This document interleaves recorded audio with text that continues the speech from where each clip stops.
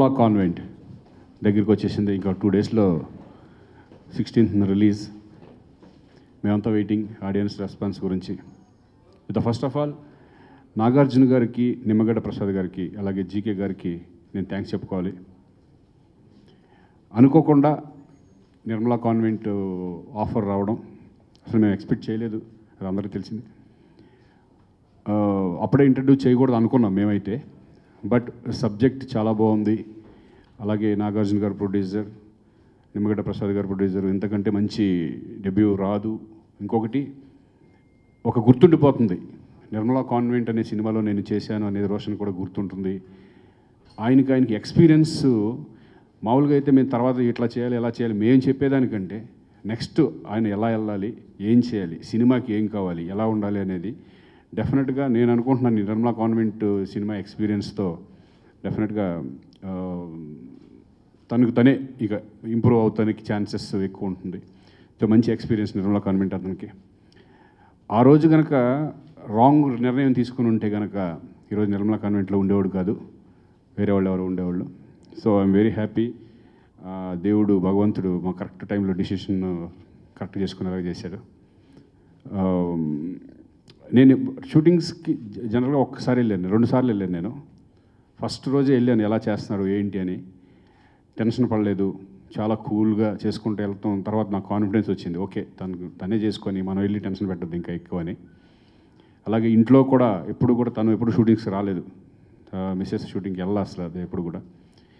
Only రోషన్కే వదిలేసాం, నువ్వే వెళ్ళు, నువ్వే డిసైడ్ అవ్వు, నువ్వే చేసుకో, నువ్వే అందరితో మాట్లాడుకో. ఎందుకంటే అది అలవాటు అయిందంటే కనుక అతని కాళ్ళ మీద అతనే నిలబడతాడు అనే ఉద్దేశంతో మేము ఎక్కువ దాని గురించి పట్టించుకోవాలి. బట్ ఎప్పటికప్పుడు మానిటర్ చేసుకుంటూ వస్తున్నాం జీకే గారితో ఎలా చేస్తున్నారు ఏంటి అని. సో చాలా బాగుంది సినిమా. ఫైనల్ రిజల్ట్ నేను ఇంకా చూడలేదు, బట్ చూసిన వాళ్ళందరూ చెప్పారు చాలా బాగుంది సినిమా, ఎక్స్ట్రాడినరీ మూవీ అవుతుందని మన మీద డెఫినెట్గా కాన్ఫిడెన్స్. అలాగే రోషన్కి మంచి పేరు వస్తుందని నమ్మకం మాకు అందరికీ ఉంది. మేము కూడా ఈగర్లీ వెయిటింగ్ ఎప్పుడు రిలీజ్ అవుతుంది సినిమా, అదే 16వ తారీఖున. సో మీ అందరి సపోర్టు, మీ అందరి బ్లెస్సింగ్స్, అలాగే ఆడియన్స్ బ్లెస్సింగ్, అభిమానుల బ్లెస్సింగ్స్ అంతా రోషన్కి ఉండాలని. ఎందుకంటే నేను రోషన్కి ఎప్పుడు ఒకటే చెప్తూ ఉంటాను, మేమంతా కష్టపడి వచ్చిన వాళ్ళం, మా వెనకాల ఎవరో బ్యాక్గ్రౌండ్ లేదు. నీకు బ్యాక్గ్రౌండ్ ఉంది ఆల్రెడీ, దాన్ని ఇంకా నువ్వు నిలబెట్టుకుని ఇంకా పైకి వెళ్ళి నాకంటే మంచి పొజిషన్కి డెఫినెట్గా వెళ్తాడు, 100% గ్యారంటీగా. దాన్ని నిలబెట్టుకొని హార్డ్ వర్క్ అనేది చాలా ఇంపార్టెంట్, హార్డ్ వర్క్ చేసుకుంటూ ఇంకా ముందుకెళ్ళాలి అని నేను రోషన్కి ఎప్పుడు చెప్తూ ఉంటాను. సో అతను కూడా అంతే డెడికేటెడ్గా చేయడం నాకు చాలా హ్యాపీగా ఉంది. ఇలాగే ముందుకెళ్ళాలి, మీ అందరి సపోర్టు కావాలి డెఫినెట్గా అని చెప్పేసి హంబుల్గా ఎప్పుడు ఎవరికి నేను ఒకటే చెప్తూ ఉంటాను, ఎప్పుడు డౌన్ టు ఎర్త్ పర్సన్ లాగానే ఉండు. మనం ఎంత పెద్ద అయినా సరే ఒదిగుండాలి మనం అనేదే నేను చెప్తూ ఉంటాను. సో అలాగే ఉంటాడని నేను అనుకుంటున్నాను, ఎప్పటికప్పుడు గుర్తు చేస్తాం అది మాత్రం మేము. All the best Roshan. Nirmala convent release అవుతుంది, ఈగర్లీ వెయిటింగ్. నీకంటే నాకు ఎక్కువ టెన్షన్ ఉందేమో నాకు తెలియట్లేదు, నీకుందో లేదో. సో మీ అందరి సపోర్ట్ కావాలి. Thank you very much. ఫస్ట్లో లేదండి, ఫస్ట్ ఏంటంటే నేను క్రికెట్ అంటే ఇంట్రెస్ట్ కదా, క్రికెట్ అని చేద్దాం అనుకున్నాను. అది కలగన్నాను. ఫస్ట్ ఫిఫ్త్ ఇయర్ నుంచే నేను క్రికెట్లో కోచింగ్ పెట్టడం అన్నీ జరిగింది, 5 years అయినప్పటి నుంచి. బట్ చేశాడు కానీ మనకు కష్టం అనిపించింది, ఎందుకంటే దానికి సపోర్ట్ మేము ఎప్పుడు తిరుగుతూ ఉండాలి. పొద్దున్న 5ంటికి లేచి వెళ్ళి తీసుకెళ్ళి కొడుకుల్ని అలా చేస్తేనే క్రికెటర్ అవ్వగలరు అనేది వచ్చేసింది. స్టేట్కి కూడా సెలెక్ట్ అయ్యే టైంలో ఎందుకో తనకే ఆటోమేటిక్గా సినిమాల మీద ఇంట్రెస్ట్ రావడం. రుద్రమాదేవి అనే సినిమాలో ఫస్ట్ రానా చిన్నప్పుడు క్యారెక్టర్ చేయడం, అది ఎక్స్పీరియన్స్ అతనికి. ఎందుకంటే సినిమా మీద ఇంకా నేను సినిమా చేయాలి అనే ఒక ఆలోచన రావడం, అలా వచ్చి అనుకోకుండా జరిగింది అది. బట్ ఇప్పుడు అనుకోలేదు మేము, నెక్స్ట్ అయినా సరే హీరోగానే చేస్తాడనేసి డిసైడ్ అయిపోయాడు. ఈ నిర్మలా కాన్వెంట్లో అవకాశం వచ్చింది.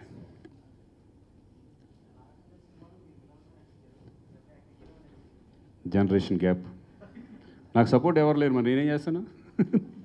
మా ఫాదర్ కూడా హీరో ఉంటే డైరెక్ట్గా నేను కూడా హీరోగా ఎంటర్ అయ్యేవాడిని. నాగార్జున గారు ఇంకో హ్యాపీ ఏంటంటే ఆయన త్రూఅవుట్ సెకండ్ హాఫ్లో ఆయన ఉండటం కూడా రోషన్కి కొంచెం సపోర్టింగ్ బాగున్నట్టు అనిపించింది. ఎందుకంటే సపోర్ట్ ఉండి వెనకాలండి అన్నీ చెప్తూ ఇలా చేయాలి అలా చేయాలని చెప్తూ. సో ఫస్ట్ రోజు చిన్న ఇదైనా సరే తర్వాత నుంచి రోషన్ కూడా అలవాటు అయిపోవడం, ఐఎమ్ వెరీ హ్యాపీ. నాగార్జున గారితో మేము విలన్గా నటించాం, ఈయన హీరోగా నటించాడు. So very happy. Actually first అనుకోలేదు, బట్ సడన్గా తనకి కొంచెం మధ్యలోంచి ఇంట్రెస్ట్ స్టార్ట్ అయిన దగ్గర రుద్రమాదేవి ఆఫర్ రావటం, ఇంకా తర్వాత ఇంకా యాక్చువల్లీ దాంతో స్టాప్ చేద్దాం అనుకున్నాం. బట్ ఈ సబ్జెక్ట్ ఒకటి బాగా నచ్చి తన ఏజ్కి సెట్ అయ్యేటట్టు ఉంటుంది అని చెప్పి, అండ్ ఈవెన్ లాంచ్ కూడా నాగార్జున గారు, నిమ్మగడ్డ ప్రసాద్ గారు వీళ్ళ సంస్థలో ఒకటి చెయ్యాలి అన్నప్పుడు మనం చాలా అదృష్టంగా అనుకుని ఇంకా అసలు సరే అని ఒప్పుకోవటం జరిగిందనమాట. ఇంకా అంటే తను ఇష్టం లేకుండా ఏమీ చేయలేము కాబట్టి తన్ని కనుక్కున్నాక తను ఓకే చేస్తాను అని చెప్పేటప్పటికి ముందుకి ఇలా ఇంతవరకు వచ్చిందనమాట. యా, సెట్స్కి నేను ఎప్పుడు వెళ్ళలేదండి, తన మీదే వదిలేసాను. ఇంకా ఇంట్లో ఉన్నప్పుడు మాత్రం కొంచెం ఏమైనా సజెషన్స్, అది కొంచెం నాగార్జున గారు కాంబినేషన్స్ ఉన్నప్పుడు కొద్దిగా టెన్షన్ పడ్డాడు యాక్చువల్గా.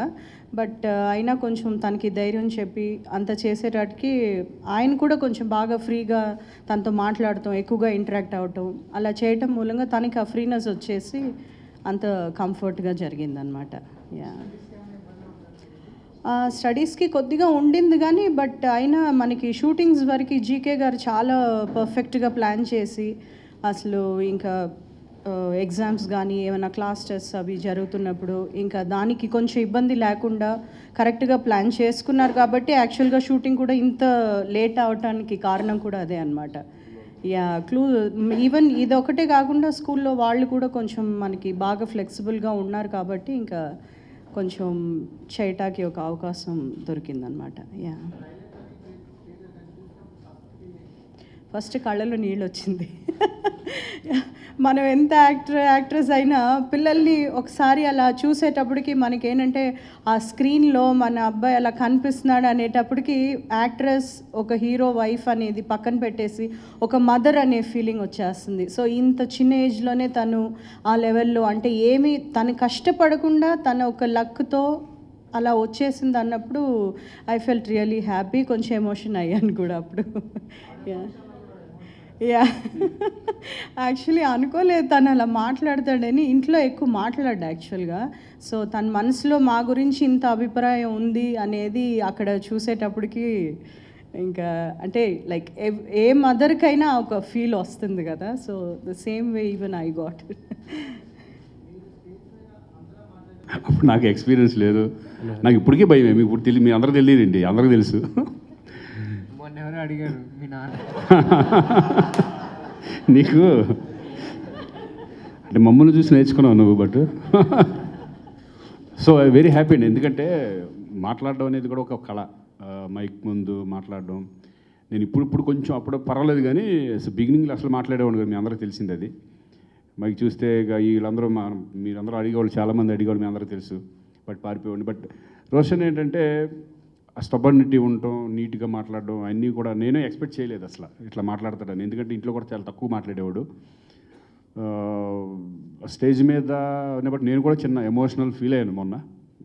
ఎందుకంటే ఎప్పుడు తల్లిదండ్రుల్ని గౌరవించాలి, తల్లిదండ్రులు తలెత్తుకునేలాగా ఉండాలి అనే మాటలో చాలా పెద్ద ఒక రకంగా అట్లా చెప్పాడంటే డెఫినెట్గా ప్రతి ఒక్కళ్ళు అంటే రోషన్ అనే కాకుండా ప్రతి పిల్లలు కూడా ఒక తల్లిదండ్రుల్ని గౌరవించడం అనేది మంచిది అనేది పాయింట్ మాత్రం చాలా ఎక్స్ట్రాడినరీగా ఉండి కొంచెం చిన్న ఓహో ఇతను కూడా కొంచెం సెంటిమెంట్స్ ఉన్నాయి, పెద్దల పట్ల గౌరవం ఉంటుంది అనే ఫీలింగ్ మాత్రం 100% కలిగి అందుకే కొంచెం కళ్ళ నీళ్ళు అలా అలా వచ్చినాయి.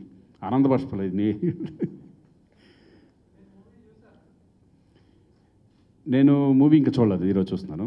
బట్ ఆల్మోస్ట్ అంటే ఫైనల్ కాపీ చూడాలి నేను. డెఫినెట్గా హోప్ మీరే చూస్తారుగా ఎట్లా ఉంటున్నారు. డెఫినెట్గా మాకైతే ఫుల్ కాన్ఫిడెన్స్ ఉంది సినిమా మీద. Eagle waiting.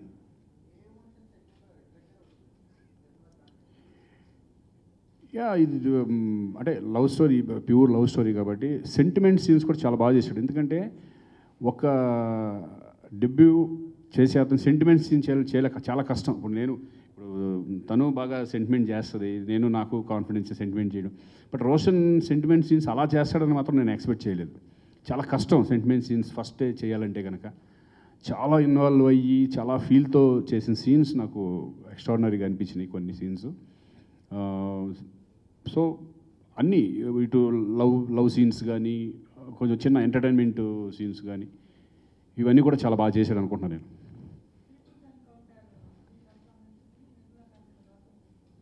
పీపుల్స్ ఎన్కో డెఫినెట్గా అప్పుడు నాకు ఏమీ తెలియదని అనుకుంటున్నాను నేను. ఎందుకంటే రోషనే బాగా చేశాడు. టు బి ఫ్రాంక్ ఇది ఫస్ట్ ఫిల్మ్ లాగా లేదు. ఫస్ట్ థింగ్ మాకు అప్పుడు పీపుల్స్ ఎన్కౌంటర్ చేసేటప్పుడు ఏంటంటే అంతా కొత్తగా ఉండేది, ఏంటో తెలిసేది కాదు. ఎందుకంటే వాతావరణం కూడా కొత్తే కదా మాకు. అప్పుడు సినీ ఫీల్డ్లో మేము పెరగలేదు. ఇప్పుడు రోషన్కి అడ్వాంటేజ్ ఏంటంటే ఇప్పుడు అతనికి ఉన్న ఇన్ని సంవత్సరాలు ఫిలిం బ్యాక్డ్రాప్లోనే ఉన్నాడు. ఫిలిం అంటే ఏంటో తెలుసు. మాతో పాటు ఫంక్షన్స్కి వస్తూ ఉంటాడు, మాతో పాటు అప్పుడప్పుడు షూటింగ్స్కి వస్తూ ఉంటాడు. ఫిలిం అంటే తెలుసు కాబట్టి అంత ఇదిగా చేయగలిగాడేమో. అదే కనుక కొత్తగా అసలు ఏమీ పరిచయం లేకుండా రావాలన్నా కూడా కొంచెం భయం ఉండేది. సో డెఫినెట్గా రోషనే బాగా చేశాడు.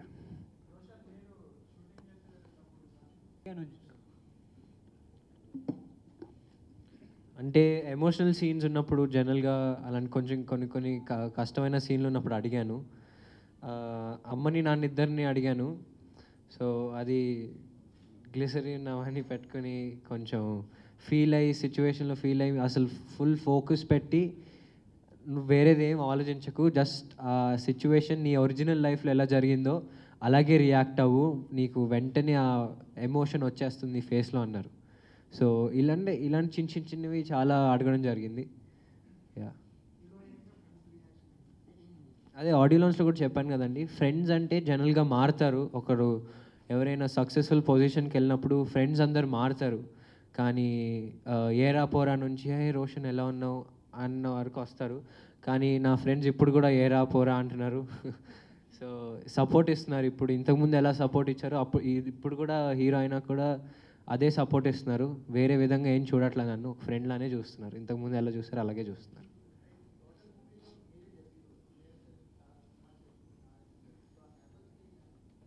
అండ్ డెఫినెట్గా ఉండిందండి. నేను కెమెరా ఫేస్ చేసింది ఫస్ట్ రుద్రమదేవి. సో అప్పుడు చాలా నర్వస్గా ఉన్నాను. సో ఒక హీరోగా చేస్తున్నామంటే ఒక హీరోగా చేయడానికి ఇంకో క్యారెక్టర్ ఆర్టిస్ట్గా చేయడానికి చాలా డిఫరెన్స్ ఉంటుందండి. మీకు వచ్చే అటెన్షన్ ఎక్కువ.